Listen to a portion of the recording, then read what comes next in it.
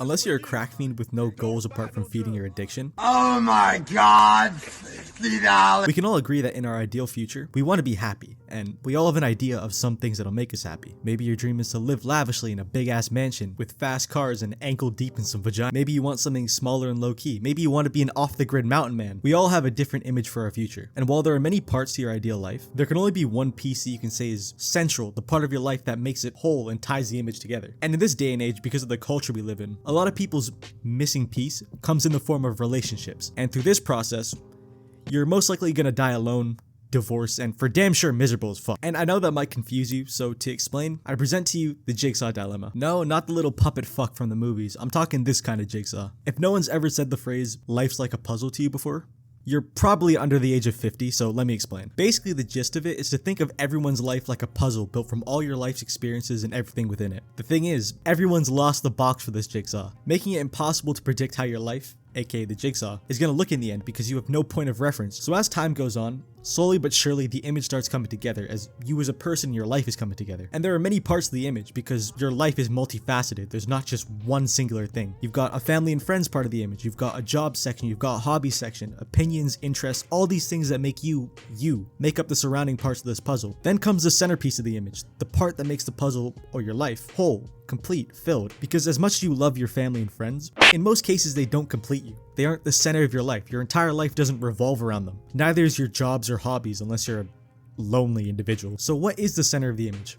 Well, that's the happiness part of the image, the thing that gives you fulfillment, which for a lot of people nowadays is a relationship. And it's not dumb to think this way because that person is your future, the person you settle down with, the person you spend the rest of your life with. It's a big choice. It takes up a big part of your life, hence why it lies in the center. However, the idea of it being the missing piece to your life is also a bit conditioned into us from young. You know, the idea of finding the one, the final piece to your life to complete it and make you happy. It's a bit bullshit because there are billions of people on this earth with billions of different quirks, traits, and problems for you. And because of this, issues present themselves when it comes to fitting that person into your theoretical jigsaw. Because despite what you've been told about soulmates and all that bullshit, you find that this person, this piece should I say, despite you thinking it was the piece to complete the jigsaw, it doesn't fit your image as perfect as you like. It doesn't look the way you want. It doesn't act quite the way you thought it would. You had this whole envisionment when you were younger of what the center picture of your jigsaw would look like, and yet it doesn't satisfy you. It leaves you incomplete and therefore, according to the world, leaves your life incomplete as well. And if you didn't realize already or just wasn't aware, this video and this analogy was inspired by Daniel Sloss's jigsaw analogy. I've linked the video I saw in the description. It had me making this face after watching it. And in his variation of approaching this analogy,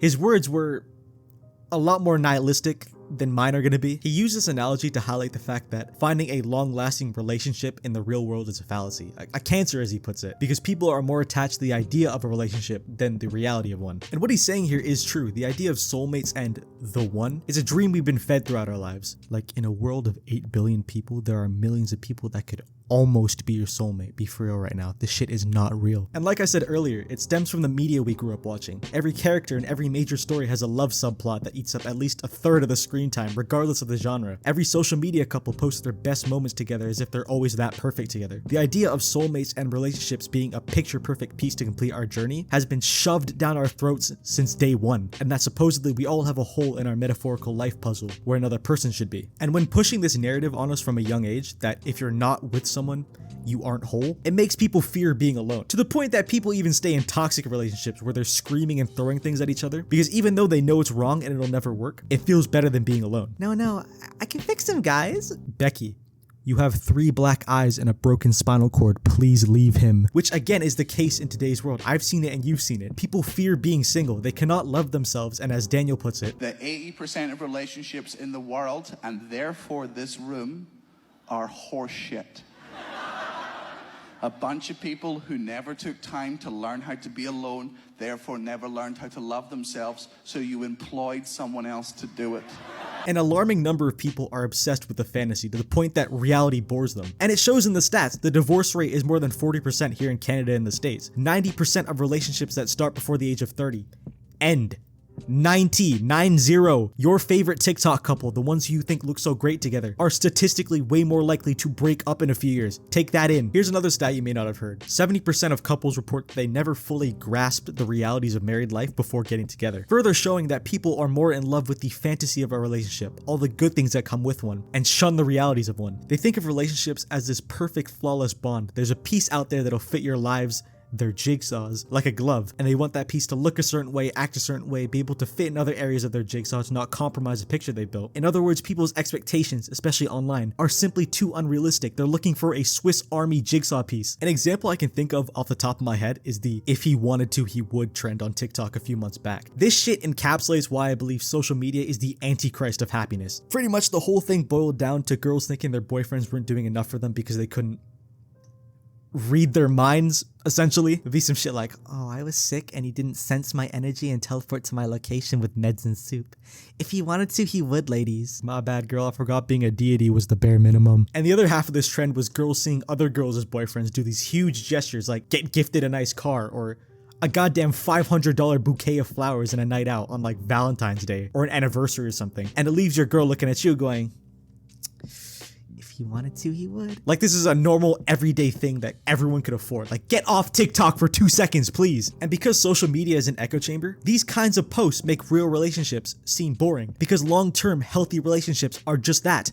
Boring. It's not eventful 100% of the time. And when your brain is cooked to the degree that you think anything but reality is reality, or at least the reality you deserve to live 100% of the time, I hope your casket isn't made for two because you gon' die alone. But here's my point, right? Because the way Daniel angled his speech, it was in a direction of don't make relationships your happiness piece, center your life around something that actually makes you happy, because he believed that he and everyone who gets into a relationship has to change themselves to where they barely recognize themselves just to have a relationship. There was even a segment in his performance where he said that compromise is bullshit. Just compromise is the single dumbest thing I've ever heard of in my entire life because I've done it. I've done it so many times. So whenever I'm in a relationship, I'm so desperate to emulate my elders, to have this successful relationship, that I'll do what they say and I'll compromise. And then I change who I am, and then for some reason I hate myself. And why do I hate myself? Because I'm not me. I'm whoever this fucking person manufactured. I'm done with it. Which is something I just had to hard disagree with. I don't think he knows the definition of compromise. Like, yeah, if you're having to change your whole persona for someone to fit their image, that doesn't classify as compromise. That would be manipulation. You probably just shouldn't be with that person. But also, through his words and his use of statistics, he made it out in his speech as if happy relationships are entirely fickle and relationships will never last happily because 1, divorce, and 2, if you should be together, you wouldn't have to change it all for them. If you want proof of how bullshit most relationships are, look at how people desperately seek advice. What's the secret to a happy relationship? What's the secret to a long and successful relationship? Here it is. Gather it. Come on.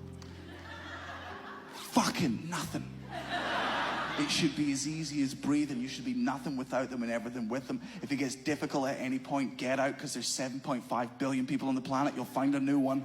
And because of these two things, he sees relationships as more than likely to fail, and something that you have to fit into your life because of society's expectations. But that just isn't true. Anyone who's actually been able to hold down a proper relationship will tell you that they aren't this life-taxing thing he's making it out to be. And it can become your, quote, happiness piece. I believe that the reason we have an increasing mental health crisis is due to the fact that loneliness, both platonic and romantic, is on the rise, and the majority of young people that are actively dating, their priorities are on the pleasure and validation from relationships because it's easier to think like that. They think those feelings will never fade. And when those feelings of infatuation eventually wear off, because they will, when they start having problems two separate people inevitably will go through, they can't handle them properly because they expect that person to be their other half and not this entirely different person with different views and thoughts. You made up this image of this person in your head that they aren't living up to, and now you're acting all upset that this person isn't your soulmate. Bitch! People just don't realize that your metaphorical jigsaw will forever stay incomplete if you subject your happiness to your fantasy, because that picture will never look good enough if you expect to make the Mona Lisa when you can barely draw. And when I say high standards, no, I don't mean stuff like